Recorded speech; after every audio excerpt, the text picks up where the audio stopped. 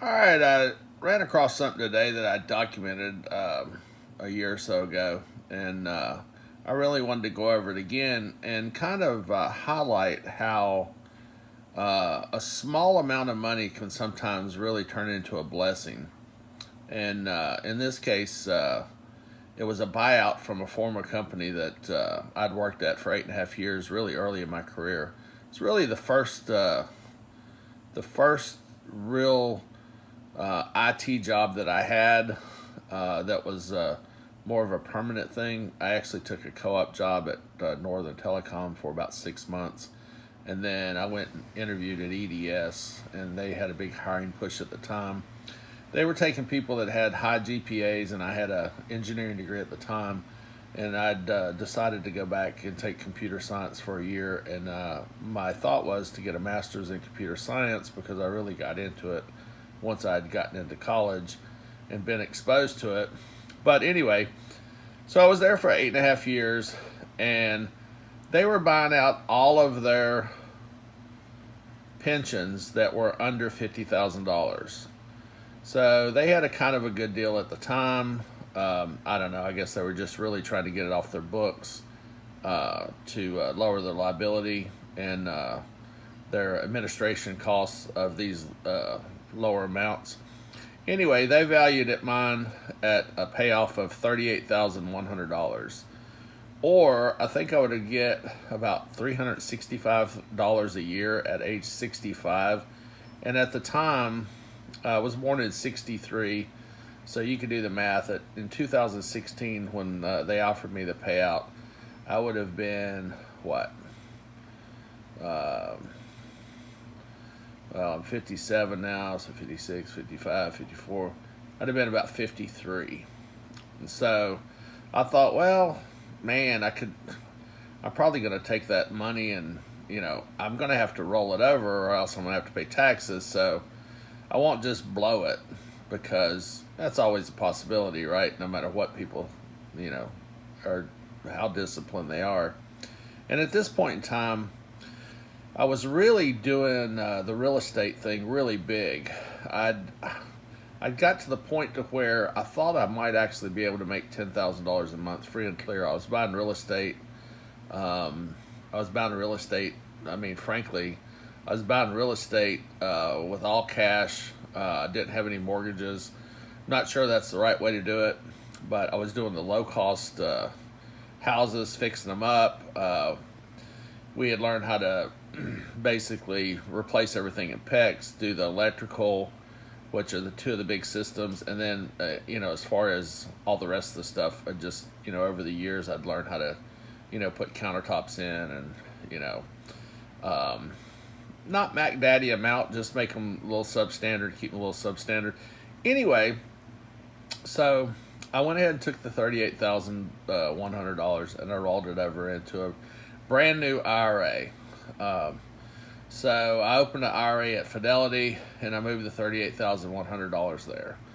Well, in 2016, it was a banner year, and well, for me, I was trading in the stock market. I was doing swing trading.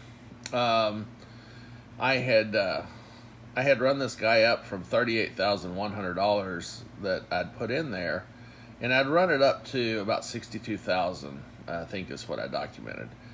These figures might be a little bit sketchy. They might not be exact, but I think they're pretty close. Within $1,000, $2,000, what they were. 2017, I ran it up to 72,000. So I pretty much, almost doubled what I had to start with. And this is at the point where I was saying, F it. My real estate stuff was doing so good.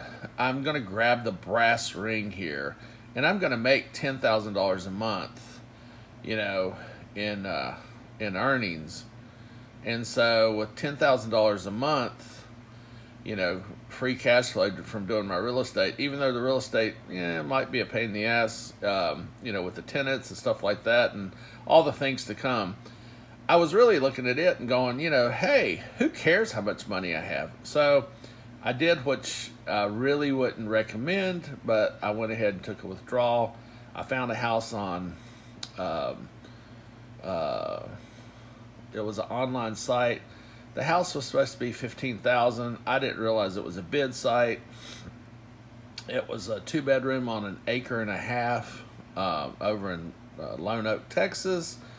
I'll just cut to the chase. Essentially, I bought it for, I think I bought it for $26,000, and before I closed, a tree fell on it and took down the power line. And we were going to replace the power line anyway. And so I'd already been through that. I knew how to. We knew how to. We were going to replace the all the electrical from the box on anyway, and not all the electrical in the house, but we were going to definitely replace the load box outside and inside, because that's something we knew how to do. We've been dealing with mobile homes for a while. Anyway, I had sent over an invoice, and I had him take $3,000 off the house, so I think I got the house at about $24,000. But I took $36,000 out because I had to pay the taxes, and then so I basically took half of the money out. So, and I went and bought a house, and I'm currently getting $700 for that house. We did quite a bit of stuff to it, so we took some of that money to do it. And I probably had a little bit left over, and I probably did a little bit of other rentals, but I'm not really included that here. But to tell you the truth, it probably making more than the $700 in rent. So I'm thinking, hey, I got half my money left, and I'm already making $700 a month, which, is probably going to go up. And since I got an acre and a half, I'm really thinking I might be able to build 2 more houses there. I haven't done that yet, but I'm thinking that's why I bought it, because with an acre and a half, and it's got road frontage, and I thought, well, I might be able to split off 2 lots and make, So anyway, that was the deal with the house. So I took the hit on that, paid the taxes, I paid the 10% penalty, which I would not recommend. I mean, I think it's crazy. At the time, this was my mindset because I was all about the real estate, and I said, hey, I'm grabbing the brass ring. I'm going to make $10,000 a month. My retirement is secure. But I still had $36,000 left, and the next year I grew that to $40,000, which is not that much. But then 2019 came around, and I had rolled over my IRA, my 401k, from a job when I left the job. And when I rolled it over into Fidelity, into the IRA, and then I still had the $40,000 there that for retirement. And on the whole thing, I made 140% that year. I mostly was in TCL. I actually got out of it for, maybe 2 months. And so I could have actually made more that year, but I was actually trading in and out of it. But if I would have held it for the whole year, I would have actually made more. Anyway, so that took the $40,000 that I had left over up to $96,000. And then in 2020, my return was about 62%, so that took it up to $155,000. So follow along. I got a $38,100 payout from EDS, which is, Electronic Data Systems, Perot's old company. That was Ross Perot's old company. And they sold it to GM, and then we had later CEOs, and they kind of ran the thing into the ground. Anyway, when I left there after 8.5 years. I started in 1988. So anyway, the buyout now, if we look at it, I've got $155,000 left, plus, whatever I do in 2021. And, we've eked that up a little bit in 2021. We're back in the black in 2021 after this T-triple-Qs went down quite a bit from when I bought it. So we're probably at 160 now, something like that. I haven't really figured it out exactly, but maybe more than that. So this is what you could do with a little bit of money and just keeping out it. So I got it in 2016. I had a banner year. I had a not so great year in 2018. 2019, the market came roaring back. and I got 140%, which I don't expect to redo. But you never know. You never know. You can't win if you don't enter. Last year I did 62%, and so we'll see what we do this year. So to recap, I think at 62 I get about $1,900 in Social Security, and if I retire early at 62 to get my retirement at 62, which I'm not sure I'll do. I'm still working. I took a contract this past year for like 140,000, something like that.